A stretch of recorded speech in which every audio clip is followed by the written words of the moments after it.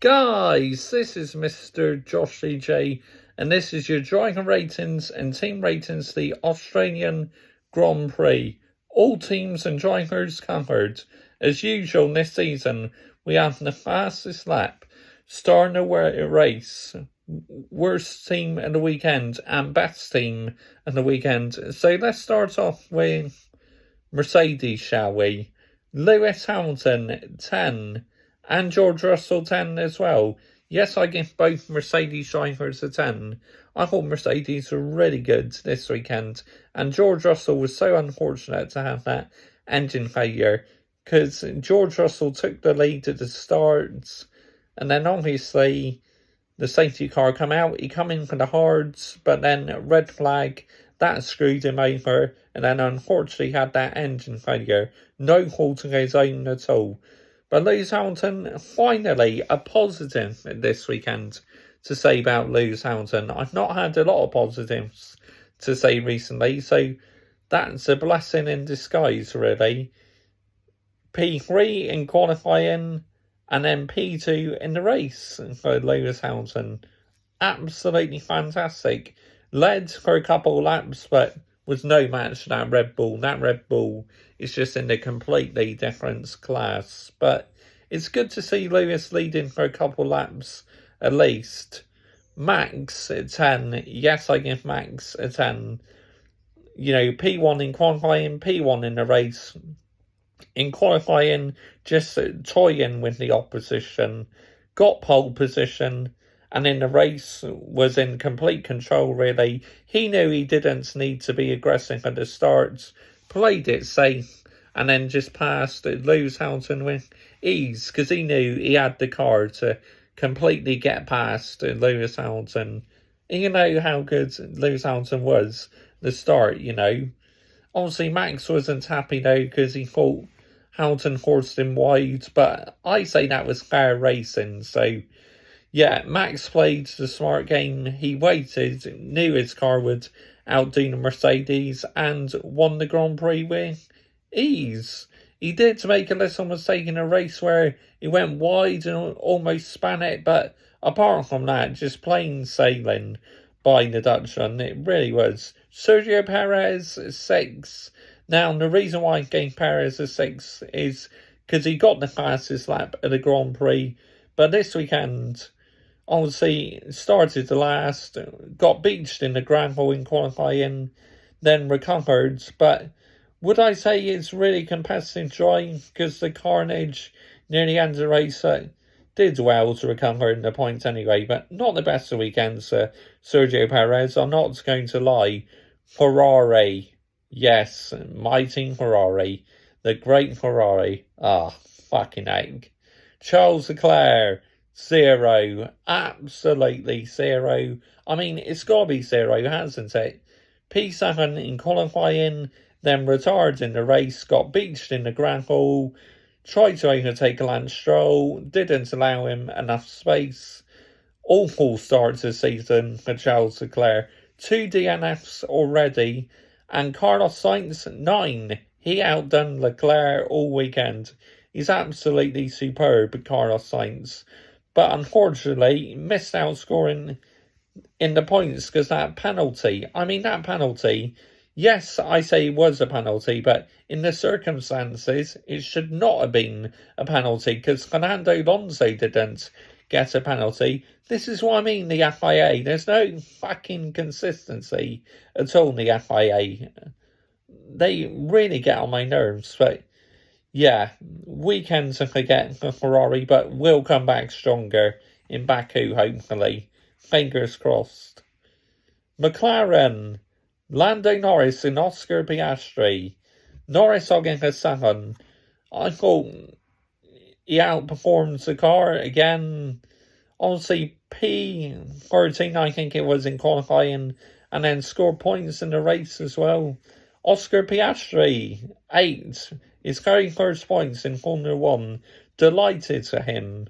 And massive points in McLaren as well, because they had a shocking start of the season, so they needed that desperately. Alpine, Gasly, knock on. I give them both an 8. Now, in the end of the race, they both took each other out, but no fault on their own, really. That carnage at the end of the Grand Prix should have never happened. And Gasly was doing absolutely superb this weekend, having a great race. Had Esteban Ocon on a lump of string, he really did. He's doing a superb job. Nick de Vries in the AlphaTauri, 5. I mean, got through to Q2 for the first time, got outperformed though by 1.1 Yuki Tsunoda all weekend. And in that case, Yuki Tsunoda, 1.1, 10. Yes, I give Yuki Tsunoda a 10.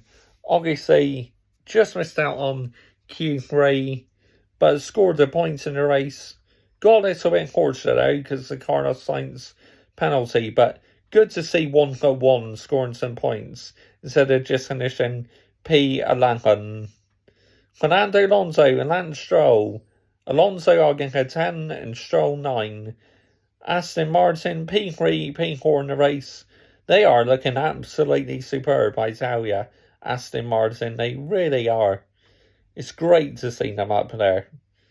Fauci Bottas, 0, absolutely 0. Awful. To me, worst driver of the weekend. He got outperformed by Guan Yu Zhou all weekend. Shocking by the Finnish driver. Really was an awful weekend. Way below his usual standards. Guan Yu Zhou, 8. He had Bottas on the lump of string all weekend and finishing the points as well. So some big points there for Alfa Romeo. Nico Hulkenberg, 10. Yes, I gave Nico Hulkenberg a 10. He outperformed K-Mag all weekend. K-Mag, 0. Absolutely 0. I mean, qualifying, not very good. The race, made that awful mistake, damaged his tyre. That ball out on the red flag. Yeah, weekends again for K-Mag, it really was. Williams, Alex Albon, 6. Now, I'd have loved to give Albon a 10, honestly. He's absolutely superb this weekend. He's running in P6, went off the track, damaged his car, retired. So for that reason, you have to mark Alex Albon down. But I'd have loved to give him a 10, honestly. It's disappointing I'm giving him a 6, but it is what it is. You can't go any higher than that, really. It was a driver error. He was at fault, so hopefully he can come back stronger next race. Logan Sargent, 0. Absolutely 0. I mean, P18 in qualifying and then last in the race, pretty much. And then made contact, obviously, with Nick de Vries as well in the end. But again, that was just carnage in the end of the race. So, yeah, weekends I get really for Logan Sargent. Team ratings.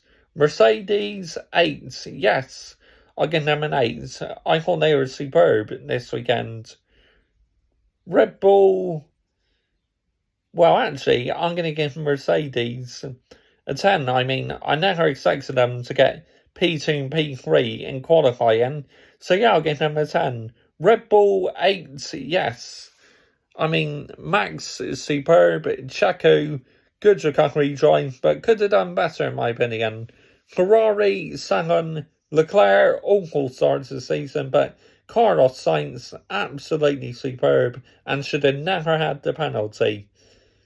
But it ended up being a shit weekend for us. It really did. 0 points. But I'm still giving Ferrari 7 because Sainz was doing absolutely superb. He really was. McLaren, 8. First points of the season. Very good for them. Alpine, 8. I thought they were doing absolutely superb until what happened in the end of the Grand Prix. It cost them massively. It really did. AlphaTauri, 7. Great points to 1.1. Nick de Vries needs to step it up a bit. Aston Martin, 8. P3 and P4. Fantastic points to them again. Alpha, 6.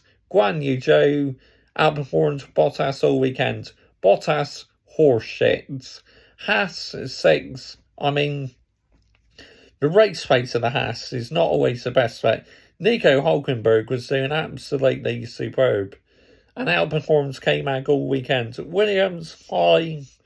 It is a disappointing weekend in the end for Williams. It really was. Fastest lap in the race, Sergio Perez, 1 minute 20.235. Starting the race, Max. Worst driver of the weekend, Fauci Bottas. Team of the weekend, Mercedes. Worst team of the weekend, Williams. So that's the driver ratings done. Team ratings done. Fastest lap, starting the race. Worst driver of the weekend, team of the weekend, and worst team of the weekend. We now have about a month's break now, which is a bummer. It really is. But it is what it is. Baku is in about 4 weeks' time. Comment your thoughts down below. I will always reply. And comment your thoughts, what you thought of this shambolic weekend by the FIA and the F1 stewards. Honestly, absolute mess. But yeah, Max unstoppable. Mercedes big progress this weekend. But they did well in Melbourne last year and then struggled the race after that. So you can't read too much into it. But it was a good weekend for Mercedes. Up until the George Russell failure, though, that was a bit of a bugger. Bye-bye.